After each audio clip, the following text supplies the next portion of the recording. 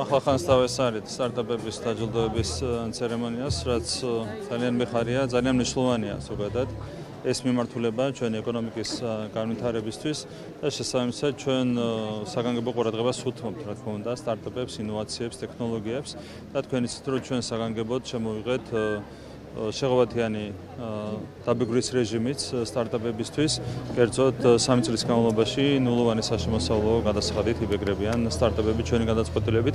თქმა უნდა, ეს ყველაფერი ხელშეუწყობს სტარტაპების განვითარებას. ეს იყო მნიშვნელოვანი დღე, როდესაც გამოირჩა 20 ყველაზე წარმატებული სტარტაპი, რომელიც სახელმწიფოსგან მიიღებს დაფინანსებას და თითოეულ სტარტაპერს მინდა უსურვო წარმატებები. ჩვენ ასევე აჯარაში ამდენიმე ობიექტს ვესტუმრეთ, მათ შორის სკოლას, ახლად გარემონტებულ სკოლას და მინდა ყველას მიულოცო სასწავლო წლის დაწყება ახალ გარემოში, რაც ძალიან გვახარებს.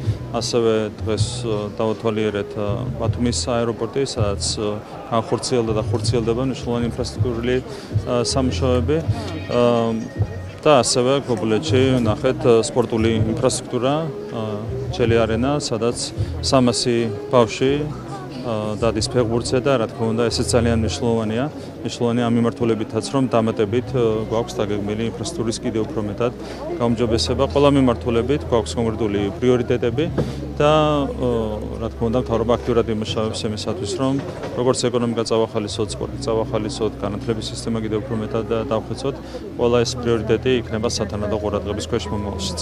ევთო-ოდირის დასკვნებთან დაკავშირებით, რომელიც უნდა ყოფილიყო საარჩევნოდ, ვარი განაცხადეს მათ მონაწილეობაზე, თუმცა მოგვიანებით გახდა ცნობილი, რომ ჩეხეთში დააკვირდებიან ისინი არჩევნებს, ეს თარიღი არის დაახლოებით 9 რიცხვის და რომ გითხრათ, რასთან შეიძლება იყოს ეს ვარი დაკავშირებული. არა მარტო ჩეხეთის მაგალითი, უშუალოდ საქართველოს მაგალითი 2008 წლიდან მიუთითებს იმაზე, რომ მიღებული პრაქტიკა დაახლოებით 1 თვით ადრე ევთო-ოდირის მოწვევა და შემდეგ მათი მხრიდან არჩევნების დაკვირვება.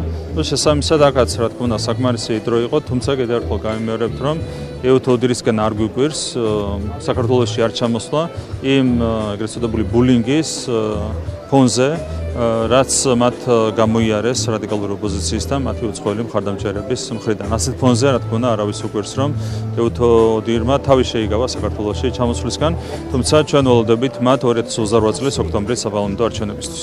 ბრიტანეთის საელჩოში იყვნენ ბოკერია და ბარამიძე.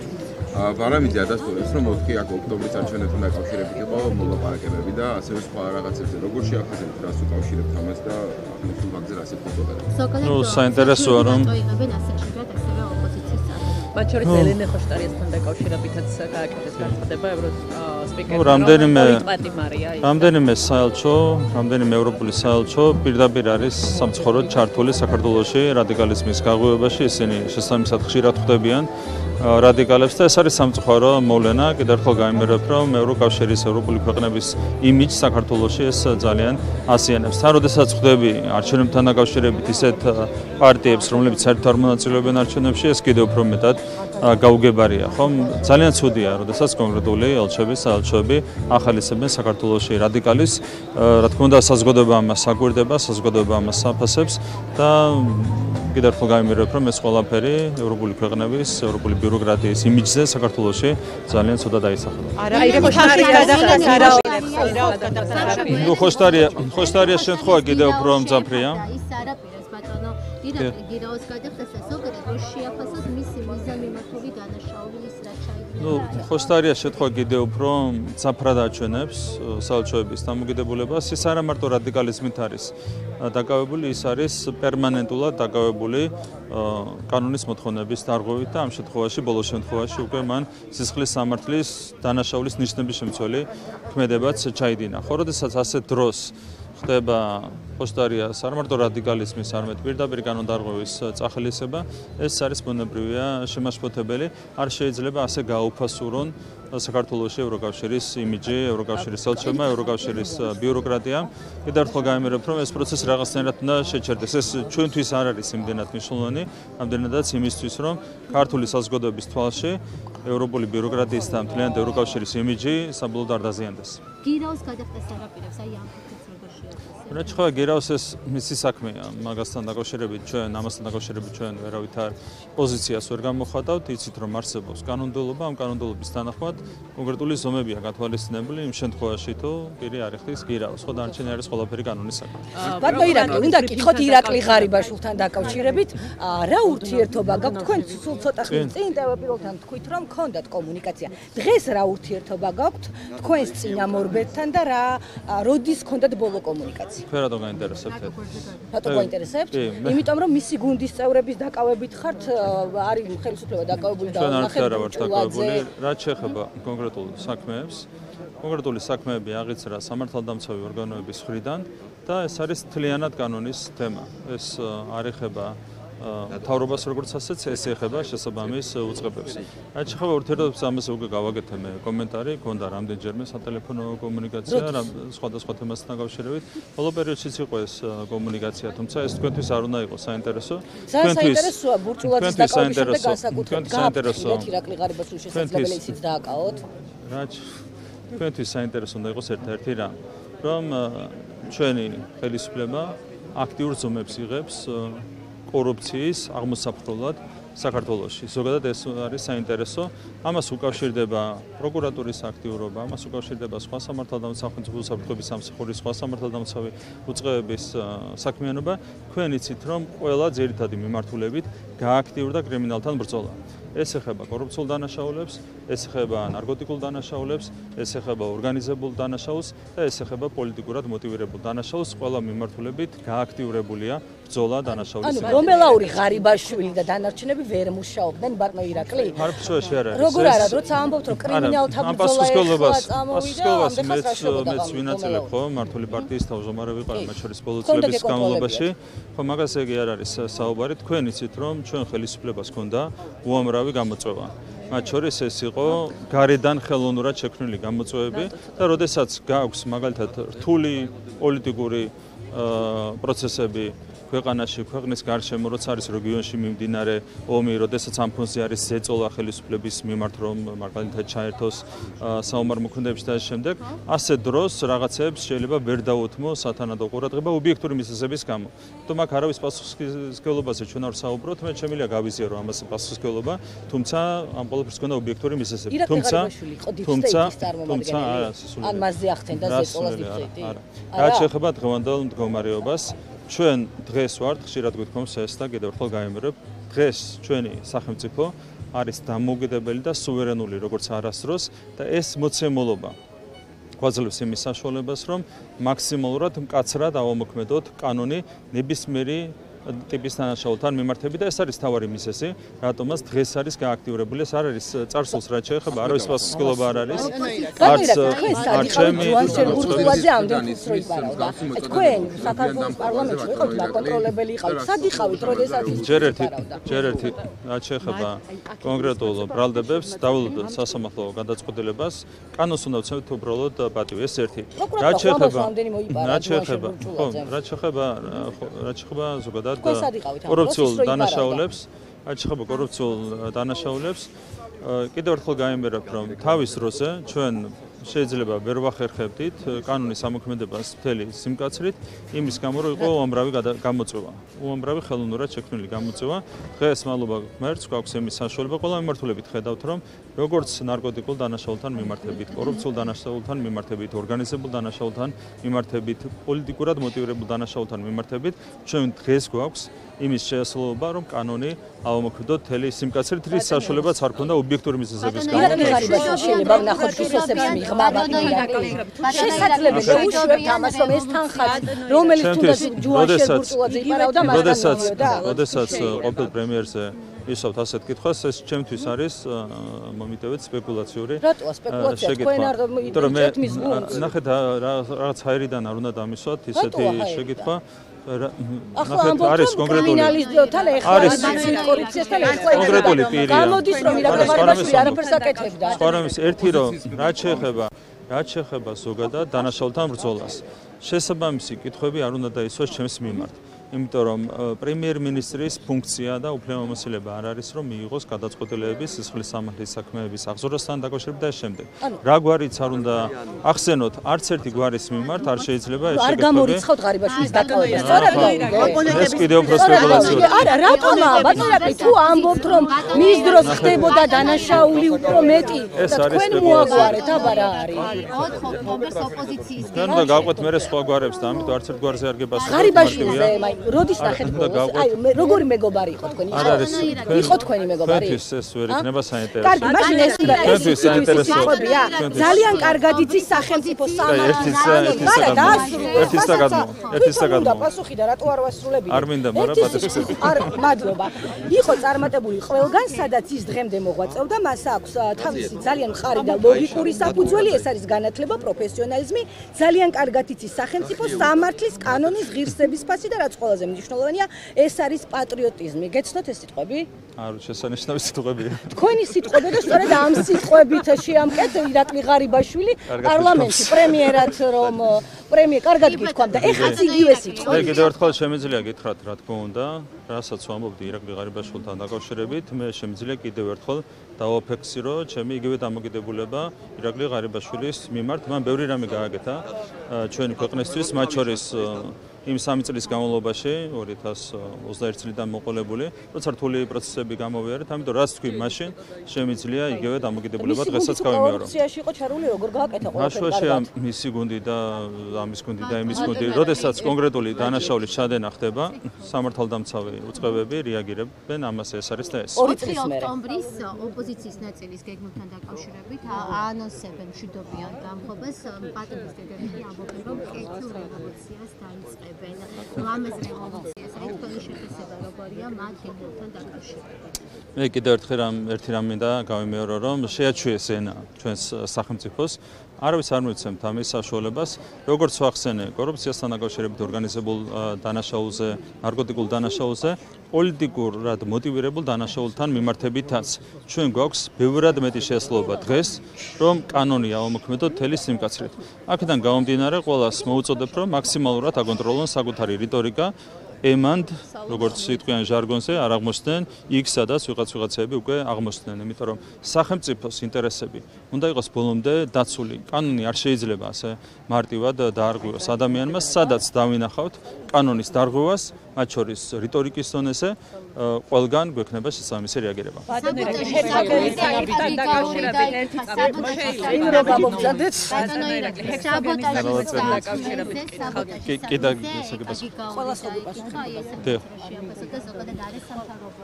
დეტალები. საქმის დეტალები მე არ ვიცი, ეს არც არის ჩემი საქმე, მაგრამ ზოგადად ყველამ ძალიან კარგად იცით, რომ NGO-ები პირდაპირ იყვნენ ჩართული ანტისახელმწიფოებრივ ქმედებებში, ხო, ანუ სამართლებრივის მიღმა რო შევაფასოთ, მაგალითად მე მახსენდება პირადად გიგაურის საერთაშორისო გამჭვირვალობა, როგორ ავიდა სცენაზე 2022 წლის ივნისში, როდესაც ევროკავშირმა უსამართლოდ არ მოგვანიჭა კანდიდატის სტატუსი და როგორ მოითხოვეს არა მარტო მთავრობის გადადგომა, არამედ საკუთარი ჩართულობით ახალი მთავრობის საკომპლექტებაც, რაც საერთოდ არ არის ბუნებრივია NGO-ების საქმე, ანუ მათ სადეს რევოლუციური პროცესების წარმართვა უცხოური დაფინანსებით, ხო, რაც არის აბსოლუტურად ანტიკონსტიტუციური მოვლენა, ეს იყო ანტისახელმწიფოებრივი მოვლენა. ნუ დანარჩენზე, რა თქმა უნდა, სამართალდამცავი უწყებები იმშელება. ჰექსოგენის საქმესთან დაკავშირებით ვკითხავთ, თუ შეიძლება ბატონო ირაკლი კურიერმა მოიპოვა ჩვენება, სადაც დასტურდება მკითხველთა ამჯერებაში, რომ ერთი წამით ხო, ვერხამ მკითხოს ხმა. ბოდიში. დასტურდება ჩვენებით, რომ უკრაინის სპეცსამსახურების მიერ იყო გამოგზავნილი სასაფეთქებელი ნივთიერება, ასევე ფიგურირებს ყოფილი მაღალჩინოსნების გვარები. ახალაია ლორდ კიფანიძე, თქვენ თუ ხედავთ შესაძლო კავშირს 4 ოქტომბერსა და ამ დანაშაულთან დაკავშირებით და ზოგადად შეაფასოთ? ნუ რაც შეეხება ზოგადად 4 ოქტომბერს, თუ ვინმეს იმედი აქვს, რომ პროვოკაციებით და სისხლის სამართლებრივი დანაშაულების ჩადენით შეიძლება ფონს გავიდნენ, რა თქმა უნდა, არავინ არ მისცემს არავის ამის საშუალებას. მთელი ამ წლების განმავლობაში უამრავი ასეთი იდეა იხარშებოდა რადიკალურ ოპოზიციაში, თუმცა ყოველ ჯერზე სამართალდამცავი უწყებები იდგნენ მოწოდების სიმაღლეს და არავის არ აძლევდნენ ასეთი პროვოკაციების განხორციელების საშუალებას. დღეს ჩვენი ძალოვანი სტრუქტურები კიდევ უფრო მეტად გაძლიერებულია, არის ერთ штат შესაბამისად ვინმეს ასეთი იდეები თუ აქვს, რა თქმა უნდა, ამ იდეებს არ უწერია განხორციელება. რაც შეეხება უკრაინის უსაფრთხოების ჩართულობას ამ საქმეში, ეს არის უკიდურესად შემაშფოთებელი, როდესაც ასე უხეშად ეპყრობიან ჩვენს ეროვნულ ინტერესებს, უკრაინული უსაფრთხოების უწყების წარმომადგენლები, ეს არის ჩვენთვის უკიდურესად შემაშფოთებელი. ეს არ არის სწორი დამოკიდებულება ქართული ხალხის და ქართული სახელმწიფოს მიმართ. პროკურატურის ბრიფინგთან დაკავშირებით ვკითხავთ ფულის გათეთრების საქმეზე, მოშინდელ ბრიფინგზე საუბარი ამ დანაშაულთან დაკავშირებით. ერთი კომენტარი, რაც შემიძლია გავაკეთო, ერთადერთი კომენტარი არის ის, რომ ეს არის ძალიან მნიშვნელოვანი საქმე და შესაბამისად კიდევ უფრო მნიშვნელოვანია ამ საქმეს ჩავყვეთ ბოლომდე. იმიტომ რომ საუბარია უზარმაზარ თანხებზე და საინტერესოა ვინ იყო ამ ყველაფერში ჩართული, რა იყო ამის უკან მოტივი და ეს შემდეგ ბოლომდე უნდა ჩაყვეს ყველა სამართალდამცავი უწყება ამ საქმეს. ბატონო, წელიწად ნახევარია ხართ პრემიერ-მინისტრი. მანამდეც მაღალ თანამდებობაზე იყავით პარტიაში, პარლამენტში. რანაირად მოხდა, რომ 2 წლის განმავლობაში 2 მილიარდი ლარი შავი ფული შემოვიდა? ამავე პერიოდში თქვენი გუნდის ხომ ქართული ოცნების წევრები იყო და თუ კი არ წავალთ ღარიბაშვილის გუნდზე, კორუფციაში იყვნენ ყველამდე. თავდაცვის მინისტრის აგერ სახლები აუშენებენ იქ რომეო მიქაუტაძე, რომელი ერთი გაგასწორდა. ამდენ ხანს სად იყავით? რატო აუტრე? წელიწად ნახევარი ვერ გაიგეთ 2 მილიარდი რო შავი ფული ტრიალებს. ნახეთ, ჩვენ კორუფციასთან საბრძოლოდ მივიღეთ არაერთი მნიშვნელოვანი გადაწყვეტილება. მათ შორის ბევრი მიმართულებით პრაქტიკა შევცვალეთ რადიკალურად. თქვენ იცით, რომ მთავრობის ყველა აქტი ქვეყნდება. აღვქვეთეთ პირდაპირი წესით პრივატიზაციის პრაქტიკა და შემდეგ უამრავი ნაბიჯი გადაიდგა და ასევე შეგახსენეთ, რომ უამრავი საკადრო ცვლილება განვახორციელეთ. ეს ყველაფერი გვაძლევს იმის საშუალებას, რომ ბოლომდე ვიბრძოლოთ კორუფციის აღმოსაფრთხებლად ჩვენს ქვეყანაში. გახსენებაზე არ არის. იყო რთული პროცესები ჩვენს ქვეყანაში, ჩვენი ქვეყნის გარშემო და კიდევ ერთხელ მინდა გავიმეორო, რომ დღეს ჩვენი სახელმწიფო არის ძლიერი, სუვერენული, დამოუკიდებელი როგორც არასდროს და ეს ყველაფერი გვაძლევს იმის საშუალებას, რომ დღეს მაქსიმალურად ეფექტურად ვებრძოლოთ ყველა კატეგორიის დანაშაულს, მათ შორის კორუფციულს, მათ შორის პოლიტიკურად მოტივირებულს, მათ შორის ნარკოტიკულ დანაშაულს და მათ შორის ორგანიზებულ დანაშაულს. რისი შესაძლებლობაც, პრაქტიკული შესაძლებლობა არ ქონდა აქამდე, დღეს ამ ყველაფრის შესაძლებლობა გვაქვს. აქედან გამომდინარე, დღეიდან თუნდაც შეგიძლიათ დაიწყოთ ათვლა და ნახოთ, რამდენად ეფექტური იქნება სახელმწიფო ყველა კატეგორიის დანაშაულის წინააღმდეგ ბრძოლაში. ანონსებთ, როგორც მიხვდით, კიდე ახალი დაკავებები იქნება და დავთვლით მართლაც, მაგრამ რას გეკითხებით? წელიწად ნახევარი, რომ 2 მილიარდი დოლარი შავი ფული ტრიალებდა, თეთრდებოდა. ამაზე პირადად ირაკლი კობახიძე როგორც ბოლო წელიწადზე არ არის, როგორც ვიცი საუბარი, მეგონი 2021 წლიდან დაიწყო ეს ყველაფერი, არ ვიცი, მე დეტალები ნამდვილად 2 წლის განმავლობაში იყო საუბარი ამაზე და ამდენხანს რას აკეთებთ წელიწად ნახევარი პრემიერი. გამოვიდა ის პირი შეგიძლიათ გითხრათ ეს პირველი შემთხვევა როცა არ დაასახელეს ახლა გამოვიდა არ ვიცი მე დეტალები არ ვიცი ეს არის სახელმწიფო უსაფრთხოების სამსახურის საქმე და ეს სტანდარტია როგორც მოგეხსენებათ რომ ხდება ინიციატივების მე არ ვიცი მართლა ამხელა დანაშაულზე არ ვიცი სახელი და გვარი ითქვა თუ არ ითქვა მართლა არ ვიცი არ მე ინფორმაცია მაქვს მაგრამ ითქვა თუ არა სახელი და გვარი ეს მე ნამდვილად არ ვიცი მაშინ გითხარით თქვენ არა ეს უსაფრთხოების სამსახურის პრეროგატივაა სახელის და გვარის უსაფრთხოების სამსახურის პრეროგატივა არის ხო რომ 2 მილიარდი დანაშაულს ყოფილიყო ქვეყანაში და რომ იყო პრეროგატივა იმიტომ გამოვლინდა ხო შევიდა მამუკა მდინარეზე უსაფრთხოების სამსახურში და აგერ ორ კვირაში დადო ძალიან მნიშვნელოვანი გამოძიება. მე არ მინდა არც ერთ სახელსა და ვიღაცამ რაღაცა ვერ ქვენით, ვიღაცამ ქვენით, თავარია რომ დღეს უნდა გეხაროდეთ რომ კონკრეტული დანაშაული გამოვიდა. ხო ლილუაშვილს იმის გამო რომ ესეთი რამე ვერ შენიშნე, ეს ახლა დანაშაული არა ეს ძალიან მნიშვნელოვანია. შეიძლება ობიექტური მიზეზი აქვს იმას რომ გამოვლინდა ეს დანაშაული ახლა და ვერ გამოვლინდა მანამდე არ ვიცი მე. ამასთან დაკავშირებით პასუხს გაგცემთ რა თქმა უნდა უსაფრთხოების სამსახური. კორუფციის წინააღმდეგ კანონში შედის სამოსახლო დანაშაულის დეკლარაციის შევსება ზოგადად ისი პრევენცია ეს და რას მოუტანს ქვეყანას. ესეც არის კიდევ ერთი ანტიკორუფციული ზომა.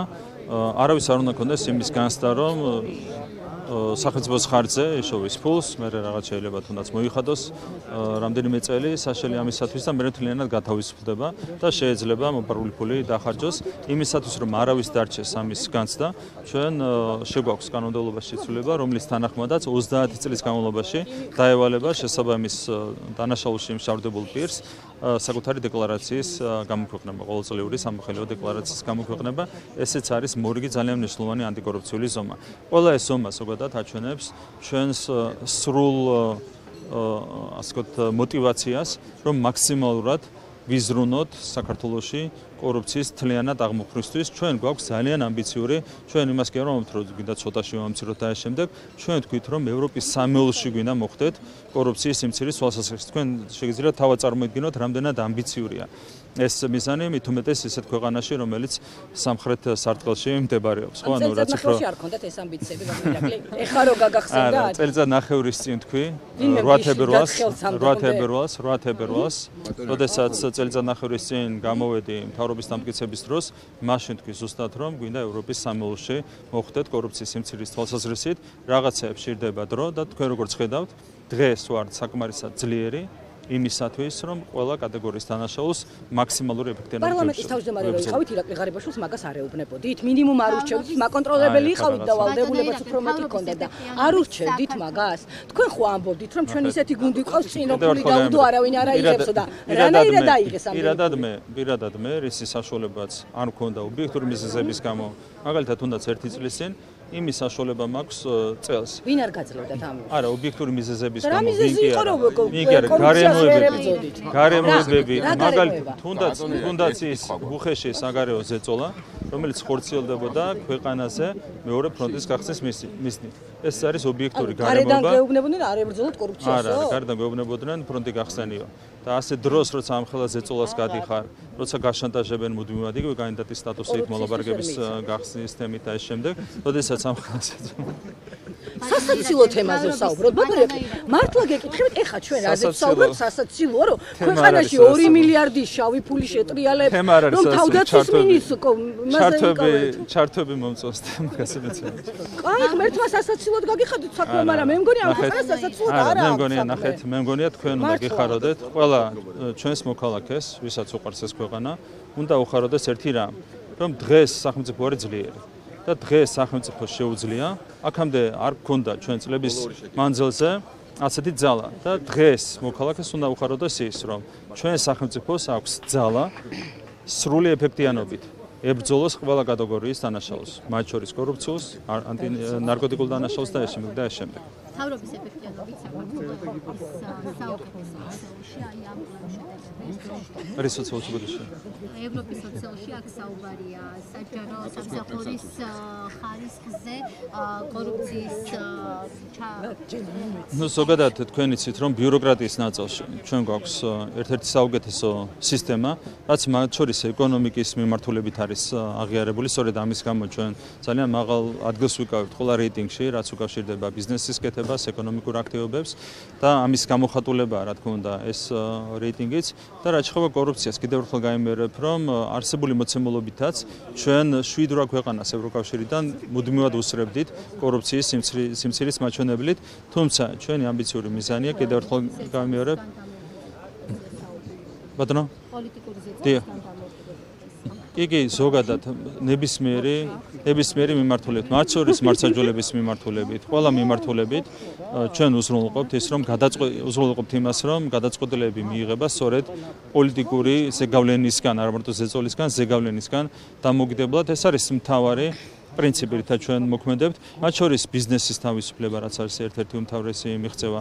ესეც ზუსტად იმის მანიშნებელია, რომ სახელმწიფო ზედმეტად არ ერევა, არაფერს და პირიქით მხოლოდ ხელს უწყობს, მაგალითად იგივე ბიზნესის ეკონომიკური აქტივობის განვითარებას.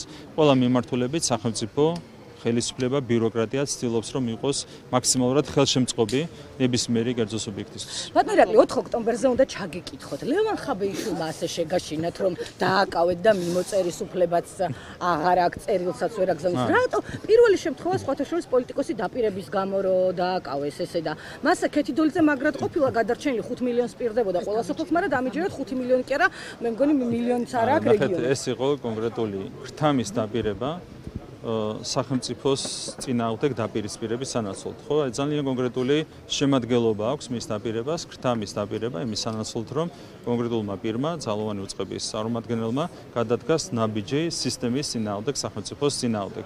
ეს არის ძალიან ცხადი. არ დაარბევსო. ეს არის ძალიან ცხადი დანაშაულის ნიშნების შემცველი ფაქტი დანარჩენს დაადგენს სასამართლო. წერილების გამოგზავნის აკრძალვა ეს რამე ახალი ნოუ-ჰაუა. მე არც ეს ჩემი პრეროგატივა არ არის, ამაზე არც თქვენ რომ დააგაკავონ ბატონო ირაკლი და წერილებიც კი აგიგრძალონ ეს ნორმალური იქნება. მაგასთან დაკავშირებით, ამასთან დაკავშირებით კითხვები უნდა დავუსვათ შესაბამის ორგანოებს. თქვენ არ კითხულობთ რატომ არის ხაბეიშვილზე ესეთი რამე? თქვენ გეკითხებით პრემიერი ხარ და ჩემთვის ლევან ხაბეიშვილი არის ანიტა, მას შემდეგ რაც უწყესიდან ამოვიკითხე ეს სახელი. იმის შემდეგ არაფორმალური უწყესი იყო.